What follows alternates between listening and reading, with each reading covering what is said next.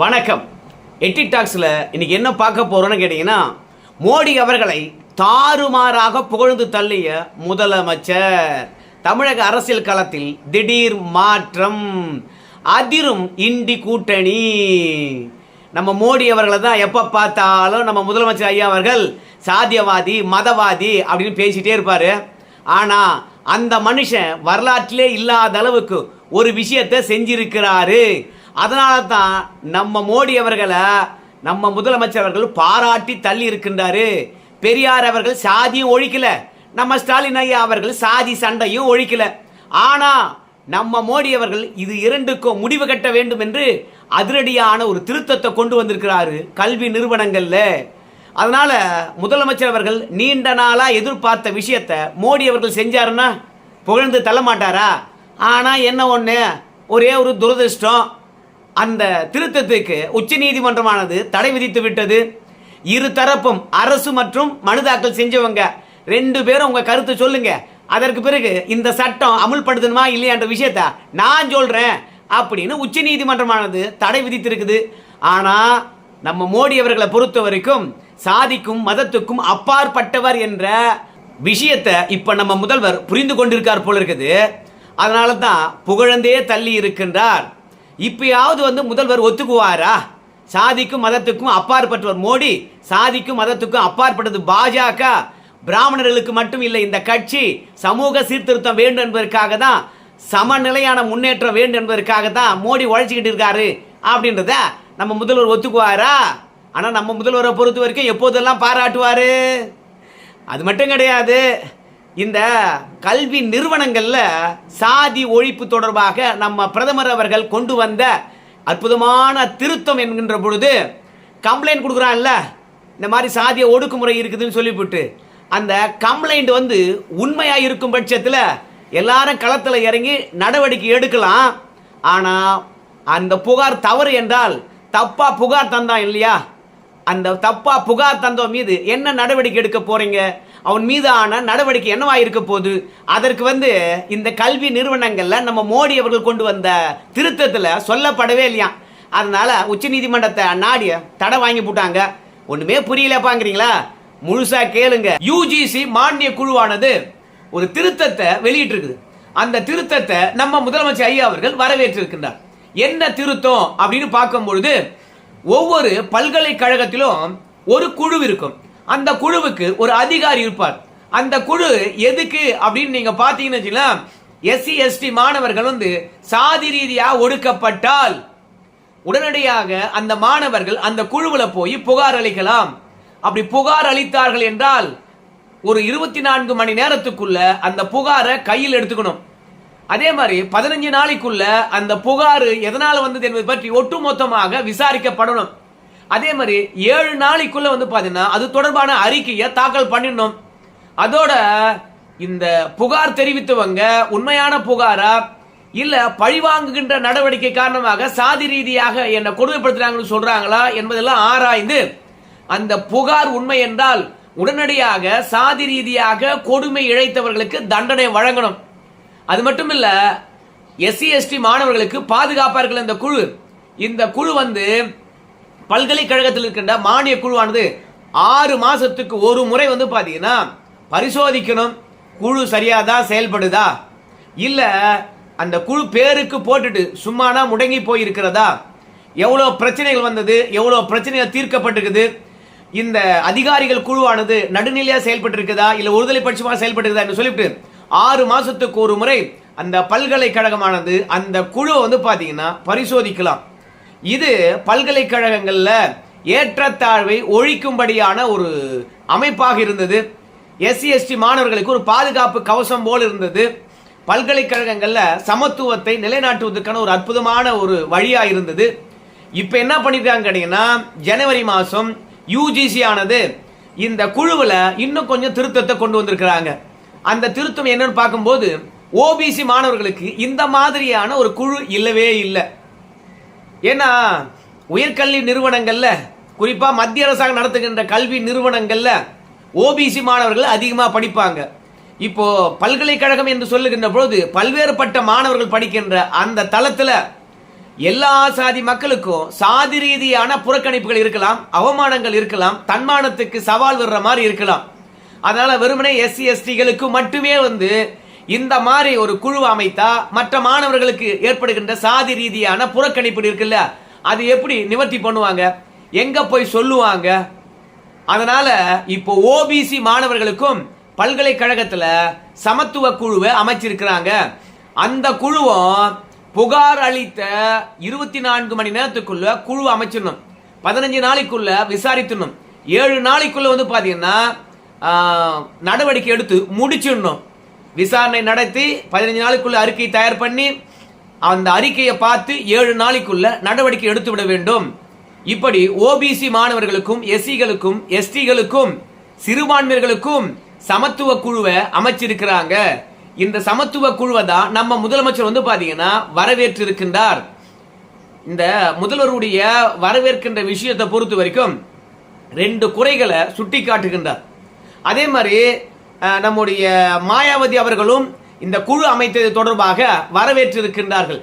ஆனா வினித் ஜின்ரால் என்ற RSS சித்தாந்தம் கொண்ட பாஜக பின்புலம் கொண்ட சில மாணவர்கள் இத நடைமுறைப்படுத்தக்கூடாது. ஏன் நடைமுறைப்படுத்தக்கூடாது அப்படின்னு சொல்லுகின்ற போது, ஒரு பல்கலைக்கழகத்துல ஓபிசி சிறுபான்மையர் எஸ்சி எஸ்டி இவங்களுக்கு மட்டும்தானா சாதி ரீதியான ஒடுக்குமுறை இருக்கிறது, சம வாய்ப்புகள் மறுக்கப்படுகிறது, சமூக நீதி நிலைநாட்டப்படாம போயிடுது? ஏன் பொது பிரிவில் இருக்கிறவங்களாம் சாதி ரீதியான வன்புணர்வுகள் கிடையாதா, வன்கொடுமைகள் கிடையாதா, ஏற்றத்தாழ்வுகள் கிடையாதா? சமூகத்துல எல்லா சாதி பிரிவினர்களுக்கும் பாத்தீங்கன்னா சாதி ரீதியான ஒடுக்குமுறைகள் இருக்குது, அவமானங்கள் இருக்கிறது. அதனால பொது பிரிவினருக்கு இந்த மாதிரி குழுக்களை ஏன் நீங்க அமைக்கல அப்படின்னு சொல்லிட்டு உச்ச நீதிமன்றத்தை நாடி இருக்கிறாங்க. வினித் ஜின்ரால் அவர்கள் சொல்றது உண்மைதானா அப்படின்னு கொஞ்சம் பார்க்கும்போது தமிழகத்தில் இருக்குது, ஆனா மற்ற மாநிலங்கள் இருக்குதான்னு தெரியல பொது பிரிவினருக்கு எதிரான சாதி ரீதியான ஒடுக்குமுறைகள்.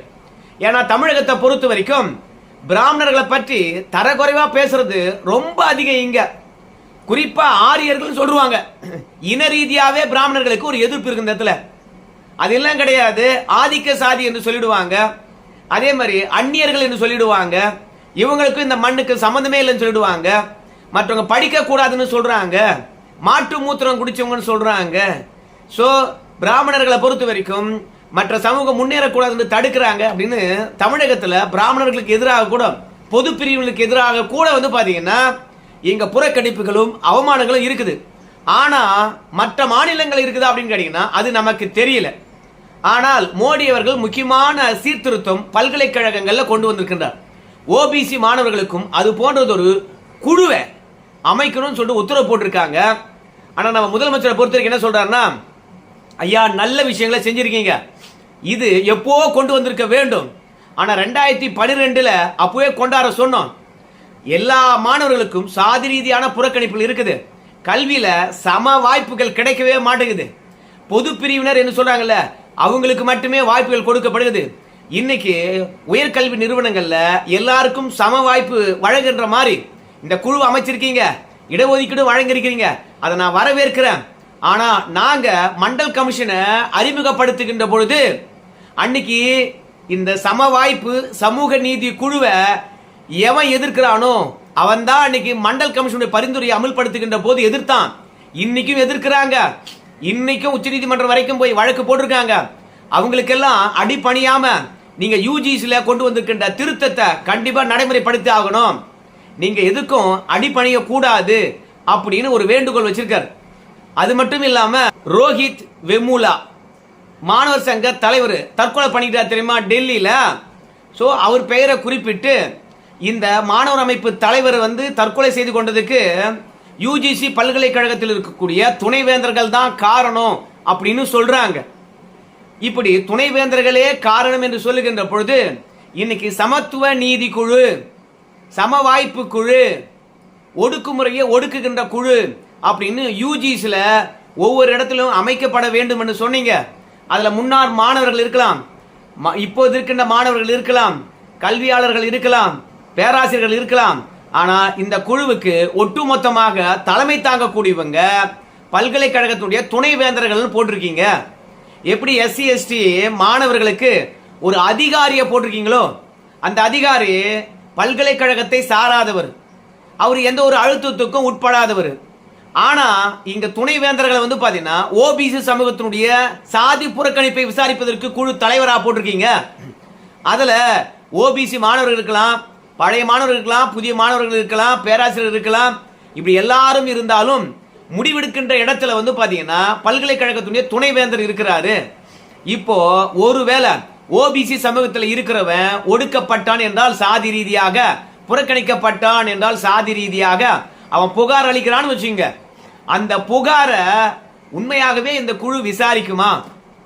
ஏன்னா அந்த குழுவில் இருக்கின்ற மாணவர்களோ இல்ல பேராசிரியர்களோ துணைவேந்தர் இருக்கார்லையா, துணைவேந்தர், அந்த துணைவேந்தருடைய அழுத்தத்தின் காரணமாக இந்த பையன் தந்த புகாரை சரியா விசாரிக்கலாம் என்ன பண்றது? ஏன்னா அந்த குழுவில் மாணவர்கள் இருப்பாங்க, துணைவேந்தரே வந்து பாத்தீங்கன்னா இந்த பையனுக்கு எதிராக இருக்காரு, அதனால நம்ம போய் அதை விசாரிச்சோம்னா நம்ம மார்க்கை குறைச்சிட்டான்னா, நம்மளை ஃபெயில் போட்டான்னா, எத்தனையோ அட்டானமஸ் காலேஜ் இருக்கும் இல்ல. ஸோ அதனால துணைவேந்தர்களை தலைமையாக நியமிச்சது மாணவர்கள் அச்சப்படுவாங்க, இல்ல புகார் கொடுப்பதற்கும் அச்சப்படுவாங்க, உறுதியான நடவடிக்கை எடுப்பதற்கும் அச்சப்படுவாங்க. அதனால யாராவது சட்ட போராட்டம் பண்ணி சமூக நீதி குழுவானது யூஜிசியில் இருக்கக்கூடாது, சாதிய ஒடுக்குமுறைகளை பற்றியான புகார் தெரிவிக்கின்ற அந்த சாதிய ஒடுக்குமுறையை களையக்கூடிய அந்த குழுவே இருக்கக்கூடாது என்று யாராவது உச்சநீதிமன்றம் வரைக்கும் போனாங்கன்னா அந்த வழக்கில் போராடி யூஜிசியில் கொண்டு வந்த திருத்தம் அப்படியே தான் இருக்கும். எல்லோருக்கும் யூஜிசி பல்கலைக்கழகங்கள்ல சம வாய்ப்பு கொடுக்கப்படும் என்பதை உறுதிப்படுத்தணும். ரெண்டாவது, எஸ்சி எஸ்டிகளுக்கு அதிகாரிகளை நியமிச்சது போன்று இங்க ஓபிசி சமூகங்களுக்கும் சம வாய்ப்பு குழு, சமூக நீதி குழுவில் வந்து பார்த்தீங்கன்னா ஒரு அதிகாரியை நியமிக்கணும், துணைவேந்தரை நியமிக்க கூடாது. துணைவேந்தர் இருந்தார்னு வச்சுங்களேன், அவங்களை கண்டு புகார் அளிக்கிறவனும் பயப்படுவான், விசாரிக்கிறவனும் பயப்படுவான். அதனால அந்த தலைமையில் இருக்கிறவங்களை மாத்துங்க அப்படின்னு சொல்லி இருக்கிறாங்க. ஏன் மாத்தணும் என்பதுக்கு இன்னொரு காரணத்தையும் சொல்றாரு நம்ம முதலமைச்சர். என்ன காரணம் அப்படின்னு சொல்லுகின்ற பொழுது, இப்போ பெரிய பெரிய பல்கலைக்கழகங்கள்ல, குறிப்பா மத்திய அரசாங்கத்தில் இருக்கக்கூடிய பல்கலைக்கழகங்கள்ல ஆர்எஸ்எஸ் கைகூலிகள் தான் வந்து பாத்தீங்கன்னா துணைவேந்தர்களாக போடப்பட்டிருக்காங்க. சோ ஆர்எஸ்எஸ் சித்தாந்தம் கொண்டவங்க ஓபிசி மாணவர்களுக்கு நீதி கிடைக்க விட்டுருவாங்களா? கண்டிப்பா விடமாட்டாங்க. அதனால இந்த துணைவேந்தர்களை தலைமையா போட்டு இந்த குழு அமைக்கிறீங்க தெரியுமா, அது தயவு செய்து கூடாது.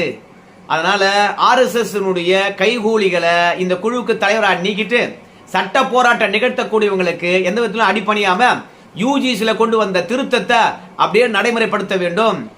யூஜிசி என்ற உயர்கல்வி நிறுவனங்களிலும் எல்லோருக்கும் சம வாய்ப்பு கிடைக்கணும், யாரையும் வந்து பாத்தீங்கன்னா டிஸ்கிரிமினேஷன் பண்ணிடக்கூடாது, ஸோ சாதி ரீதியாக அவமானப்படுத்திடக்கூடாது.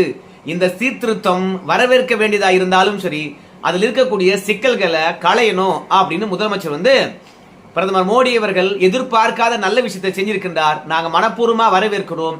ஆனா பல்கலைக்கழகத்துடைய துணைவேந்தர் அந்த குழுவின் தலைவராக இருந்தா அது எப்படி செயல்படும் அப்படின்ற கேள்வியும் கேட்டிருக்கிறாரு. யூஜிசியில் ஒவ்வொரு ஆண்டும் ஒவ்வொரு சீர்திருத்தங்கள் கொண்டு வராங்க. யூஜிசி மூலமாக செயல்படக்கூடிய மத்திய பல்கலைக்கழகங்கள் எல்லாம் வந்து பார்த்தீங்கன்னா ஆசிரியர்கள் முழுமையாக நிரப்பப்படுகிறது, எந்த விதத்திலும் திவாலாகல. ஆனா தமிழ்நாட்டில் இருக்கக்கூடிய தமிழக அரசாங்கத்தின் கீழ் இருக்கக்கூடிய எல்லா பல்கலைக்கழகங்களையும் ஆசிரியர்கள் நியமிச்சிட்டாங்களா? துணைவேந்தர்கள் நியமிச்சிட்டாங்களா? யோசனை பண்ணுங்க. சட்டப்பேரவை கூட்டத்தொடரில் நம்ம ஆளுநர் அவர்கள் பேசல, வெளியே போயிட்டார். அப்படி வெளியே போயிட்டவர் ஒரு விஷயத்தை சுட்டி காட்டினார். தமிழகத்தில் இருக்கக்கூடிய தமிழக அரசாங்கத்தால் நடத்தப்படுகின்ற 90% பல்கலைக்கழகங்கள்ல பேராசிரியர் 50% தான் இருக்கிறாங்க. ரெண்டாவது, பல்கலைக்கழகங்கள்ல நிலையான நிதின்னு ஒரு நிதி இருக்கும். அந்த நிதியானது பல்கலைக்கழகங்களுடைய வளர்ச்சிக்கு தான் பயன்படுத்தணும். ஆனா தமிழக அரசாங்கமானது பல்கலைக்கழகங்கள்ல வைக்கப்பட்டிருக்கின்ற வைப்பு நிதியை எடுத்து ஓய்வு பெறுகின்ற அரசு அதிகாரிகளுக்கு ஓய்வூதிய பலன்களை கொடுத்துட்டாங்க. குறிப்பா எந்த பல்கலைக்கழகம் என்று சொல்கின்ற போது சென்னை பல்கலைக்கழகத்தில் இருக்கக்கூடிய நிரந்தர வைப்பு நிதியை எடுத்து அப்படியே ஓய்வு பெறுகின்ற அரசு ஊழியர்களுக்கு அவங்களுக்கு ஓய்வூதிய பலன்களை கொடுத்துட்டாங்க. பென்ஷனு, அப்புறம் ரிட்டைர்மெண்ட் வருகின்ற ஃபண்டு என்று எல்லாத்தையும் கொடுத்துட்டாங்க. ஏற்கனவே பல பல்கலைக்கழகங்கள் நிதி பற்றாக்குறை காரணமாக மூடப்படுகின்ற நிலையில் இருக்கின்ற பொழுது சென்னை பல்கலைக்கழகம் பாரம்பரியம் மிக்கது, அதுல இருந்த வைப்பு நிதியும் எடுத்து செலவு செஞ்சுட்டாங்க. சோ சென்னை பல்கலைக்கழகமும் ஒழிஞ்சுது. ஏற்கனவே சென்னை பல்கலைக்கழகத்தினுடைய வகுப்பறைகள் புதுசா கட்டுறதும் இல்ல, பழைய வகுப்பறையை பராமரிப்பதும் இல்ல, சொத்தமா சோழி முடிஞ்சது. இப்ப அதில் இருக்கக்கூடிய நிரந்தர வைப்பு நிதியும் கிட்டத்தட்ட 60% எடுத்து துண்டுட்டீங்க. அப்புறம் அந்த பல்கலைக்கழகத்தை எப்படி பராமரிப்பீங்க? அந்த பல்கலைக்கழகத்துல அடுத்தடுத்த புதிய வகுப்புகள் எப்படி கட்டுவீங்க? புதிய பாடப்பிரிவை எப்படி கொண்டாடுவீங்க? அப்படின்னு பல்வேறுபட்ட கேள்விகள் எழுந்தது. இந்த பல்கலைக்கழகங்களுக்கென்று வைக்கப்படுகின்ற அந்த வைப்பு நிதியானது அப்படியே வங்கியில டெபாசிட் பண்ணிட்டு அதுல வருகின்ற வட்டி எடுத்து பல்கலைக்கழகங்களை பராமரிப்பதாக இருந்தது. ஆனா அந்த வைப்பு நிதியிலிருந்து வருகின்ற வட்டியை எடுத்து தின்ன இந்த அரசாங்கம் கடைசியில அந்த வைப்பு நிதி எடுத்தே காலி பண்ணிடுச்சு. தமிழகத்துல பல்கலைக்கழகங்களை பொறுத்த வரைக்கும் நிதி பற்றாக்குறை காரணமாக திண்டாடுகிறது.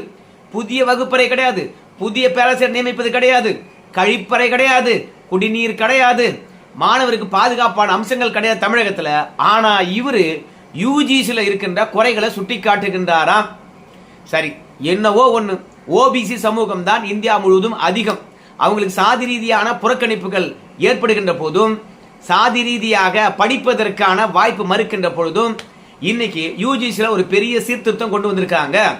சாதி அடிப்படையில் சம வாய்ப்புகள் யூஜிசி பல்கலைக்கழகங்களிலும் கிடைக்கணும் அப்படின்றதுக்காக இடஒதுக்கீடு நடைமுறைப்படுத்தி அந்த சமூக நீதி குழுவையும் அமைத்து ஓபிசிகளுக்கும் சாதி ரீதியான புறக்கணிப்புகளோ அவமானங்களோ தன்மானத்துக்கு கேள்விக்குறியாக்குகின்ற அளவுக்கு நடக்கின்ற அக்கிரமங்களையோ விசாரிக்கக்கூடிய குழுவை போட்டது நாமளும் வரவேற்கின்றோம். ஆனா SC/STகளுக்கு இந்த குழுவில் விசாரிப்பது ஒரு அதிகாரி போட்டிருப்பது போன்று ஓபிசிகளுக்கும் ஒரு அதிகாரியை போட்டு தன்னிச்சையா செயல்படக்கூடிய ஒரு அமைப்பாக இருக்கணும் அப்படின்றது நம்முடைய ஒரு வேண்டுகோளும் இருக்கிறது. எப்போதுமே சரி, அந்த பல்கலைக்கழகத்தினுடைய துணைவேந்தர் என்று சொல்லப்படுகின்ற பிரின்சிபால அந்த குழுவின் தலைவராக போட்டுட்டா புகார் அளிப்பதற்கு உண்மையாகவே மாணவர்கள் தயங்கத்தான் செய்வாங்க. ஆனால் அதற்கும் போக போக ஒரு மாற்றத்தை மோடி கொண்டு வருவார் என்று நான் நினைக்கின்றேன். உயர்கல்வி நிறுவனங்களிலும் மாணவர்கள் பாத்தீங்கன்னா பாதுகாப்பா படிப்பதற்கு வழிவகை செய்திருக்கக்கூடிய மோடியை நம்மளும் பாராட்டலாம். ஆனா நம்ம முதலமைச்சர் பொறுத்த வரைக்கும் இந்த பாராட்டை சும்மா தெரிவிக்கல. மத்திய பல்கலைக்கழகங்கள்ல யூஜிசி கீழாக செயல்படுகின்ற பல்கலைக்கழகங்கள்ல நிறைய பேர் தற்கொலை பண்ணிக்கிறான்பா. குறிப்பா SC/ST OBC மாணவர்கள் நிறைய தற்கொலை பண்ணிக்கிறான்பா. அந்த தற்கொலையானது பெரும்பாலும் விசாரிக்கப்படாம அப்படியே கடந்தது. இன்னைக்காவது ஒரு குழுவை போட்டு விசாரிக்கணும்னு சொல்லிட்டு நினைச்சிருக்கீங்க பாருங்க, அதுக்கே நான் பாராட்டுறேன் அப்படின்னு முதல்வர் சொல்லியிருக்கிறாரு. மாயாவதி அவர்களும் வரவேற்றிருக்கின்றார்கள், நம்ம முதல்வர் அவர்களும் வரவேற்றிருக்கின்றார்கள். இதுக்கு மேல யார் யார் வரவேற்கிறாங்க விஷயத்தெல்லாம் நம்ம போக போக பார்க்கலாம். என்னங்க, மோடி அவர்கள் யூஜிசியில சமத்துவ குழு கொண்டு வந்ததும் இடஒதுக்கீடு முறையை நடைமுறைப்படுத்துறதுக்காக சீர்திருத்தம் கொண்டு வந்திருப்பதும் சரிதானுங்களா?